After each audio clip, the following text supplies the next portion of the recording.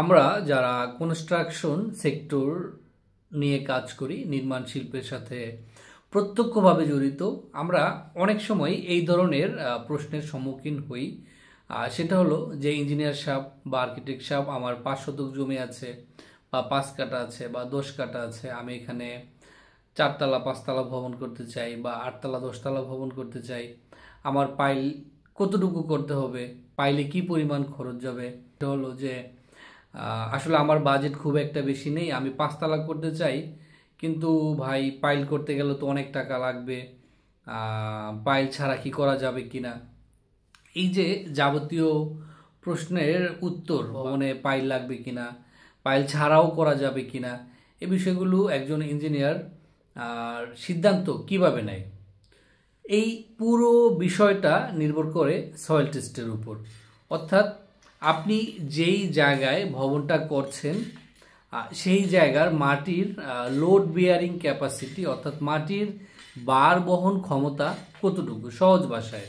অর্থাৎ আপনি যেই জায়গা যেই জায়গার উপরে ভবনটা চাপিয়ে দিচ্ছেন, সেই ভবনের ওজনটা নিতে, লোডটা নিতে ওই জায়গাটা কতটুকু সক্ষম। তো মাটি পরীক্ষা করলে কি হয়, মাটি পরীক্ষা করলে ওইখানকার মাটির লোড বিয়ারিং ক্যাপাসিটি জানা যায়, মাটির ক্লাসিফিকেশন, সয়েল ক্লাসিফিকেশন জানা যায়।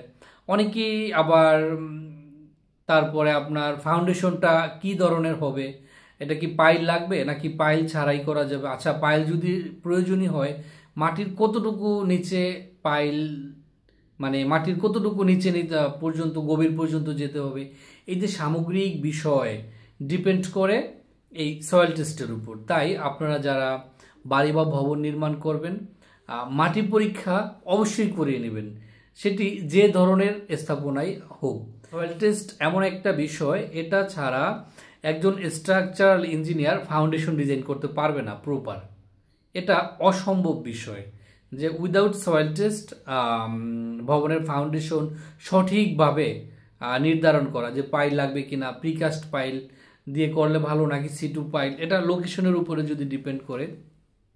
তো এই সয়েল টেস্ট করলে হয় কি, সামগ্রিকভাবে নির্মাণ ব্যয় অনেক কমে যায়। কারণ একজন কাঠামোগত নকশা যে করে, প্রকৌশলী বা ইঞ্জিনিয়ার বা স্ট্রাকচার যা যে মানে যেভাবে বলি না কেন, তার কাছে প্রপার ডাটা থাকে যে আপনার ফাউন্ডেশনের ধরন কি কি হবে, কোনটা দিলে সেফ ইকোনমিক হবে, প্লাস ভবন ঝুঁকিমুক্ত হবে। ভূমিকম্প ঝুঁকি থেকে শুরু করে অন্যান্য যেই দুর্যোগগুলো আছে, সেই জন্য সেই রেজিস্ট্যান্স নিয়ে, সেই স্ট্রেংথ নিয়ে ভবন করা যায়। এতে হয় কি, ভবনটা তো নিরাপদ অবশ্যই হয়। এই যে আজকে আমরা যেই সাইটটিতে আপনারা ফুটেজটি দেখছেন, এখানে আপনার 5 শতক জমিতে মোটামুটি একটা 4 তলা ভবন হবে। নির্মাণ টিম, আমাদের সয়েল টিম আপনার কাজ করছে।